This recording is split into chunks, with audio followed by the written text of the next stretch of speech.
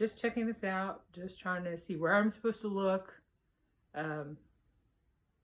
And I'm going to go down and I'm going to talk like this because I feel self-conscious because my neighbors are probably around. Okay, I'll see you down at the garden. Morning, we're in the garden. My name is Leanna. I moved to Asheville 7 years ago. And I had the idea that I did want to learn how to garden and homestead. We found this property, but it sits on a half an acre of land, which is a lot of space to me. I'm not used to having property to maintain. It's a lot of work and I'm really enjoying it. I mean, we've run up against some problems that we weren't anticipating because we're from a really flat place, and we bought this place and it's on a grade.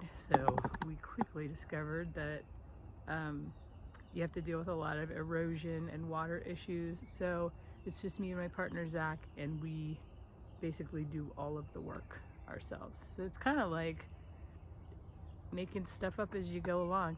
But this garden happened as a result of COVID-19 because while we had intentions on gardening, we were still kind of like, you know, we had our regular life that we were working and doing things and busying ourselves with all kinds of other projects and stuff. And, you know, the garden was going to happen, but it wasn't, you know, there wasn't urgency to do it.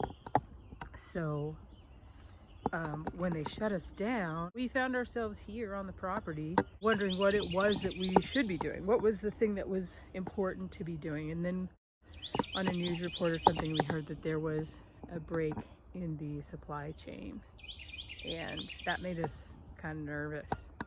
So we jumped into action, and what we did at that point is we carved out this entire area that you see behind me.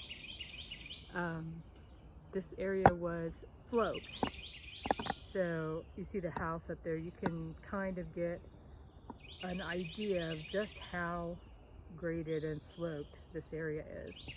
So we had to terrace this. We had to, you know, create flat, workable areas that we could maneuver and we could use.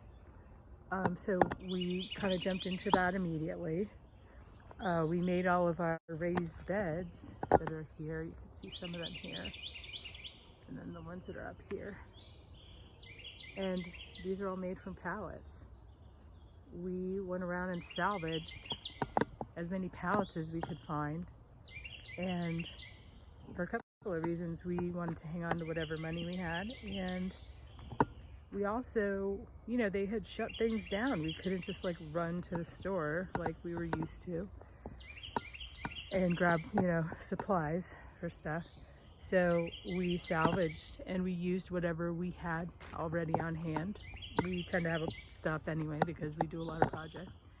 But we put these beds together and that kind of got us started. So we were off. We had a garden space. We also had groundhogs, and we weren't aware of how destructive groundhogs are. So the groundhogs, I'm sure they were here for a while. But here's a shed. You see this shed back here? So groundhogs like to burrow under sheds and structures because I guess it's safer for them.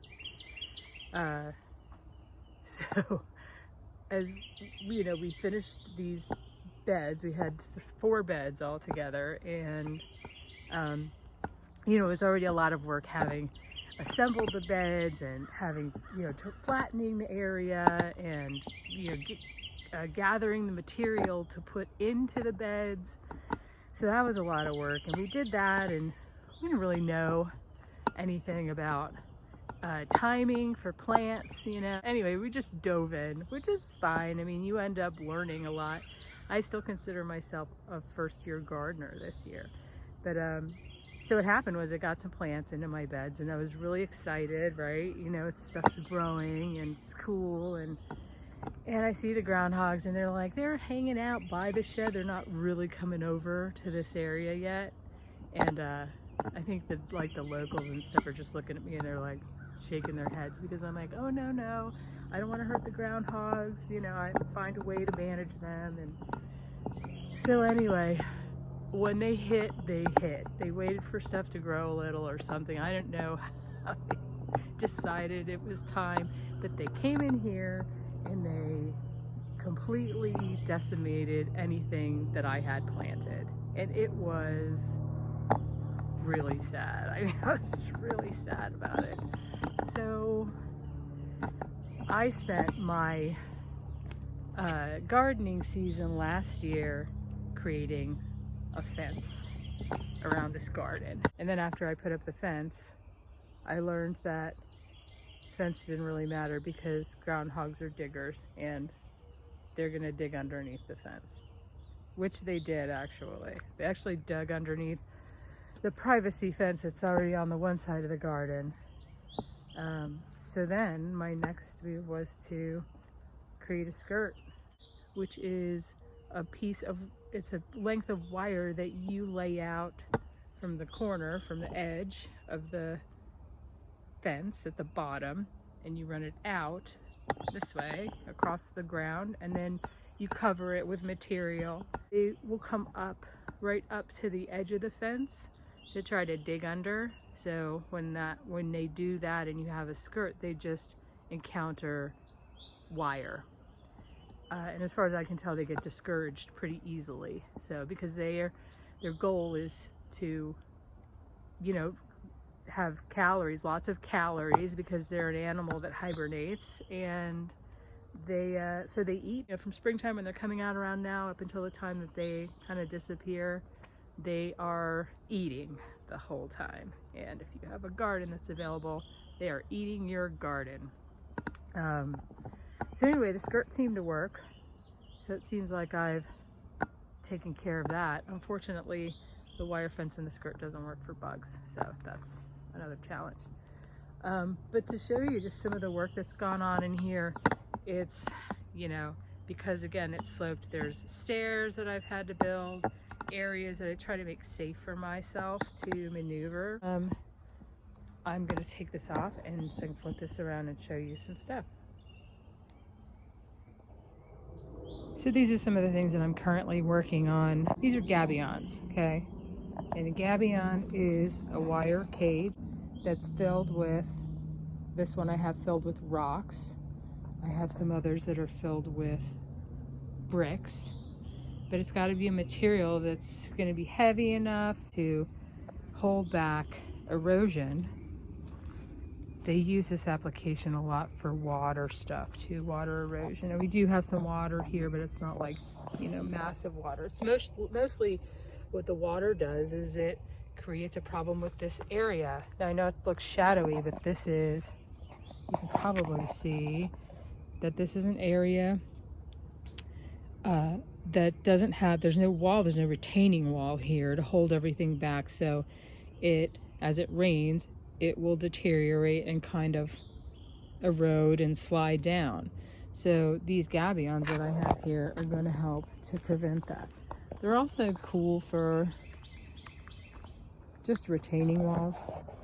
Like this is just really, doesn't have a huge function, this one here, but this one does, the one with the bricks, because this whole area is sloped. So any water, any erosion that could potentially happen here, carry down from up there, is it's gonna stop at the back of this gabion, and it's gonna develop, you know, over time, what happens is it develops new ground because the ground, it raises up behind it.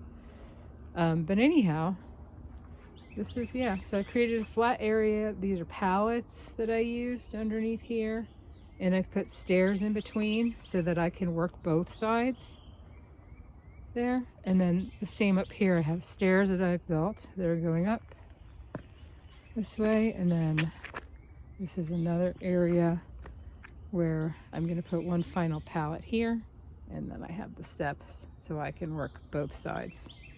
And that's how I managed that slope area. I made it into usable space. We did put this fence in with these panels that we also salvaged. And that's holding back a lot of the material there. And what I'm currently working on is this area of erosion. So similar to the other side I just showed you, I have an area that is sloped, and what I did is I put pallets in grow bags. So this has to be worked a little bit more, but you can see how it goes up like steps, and then I just put the grow bags on it. But this edge here is eroding, and that's not going to work out, you know, over time. That's going to take down my whole little growing area here. It'll just deteriorate, and that stuff won't have any support. So I dug out that corner, and there's a gabion, and I'm filling it with bricks that I salvaged, so it's free material. And then I'll make another one for there, and then I'll make a third one for here, and then that problem will be handled. Similarly, I have this area. It goes all the way down there. I'm gonna walk over there right now.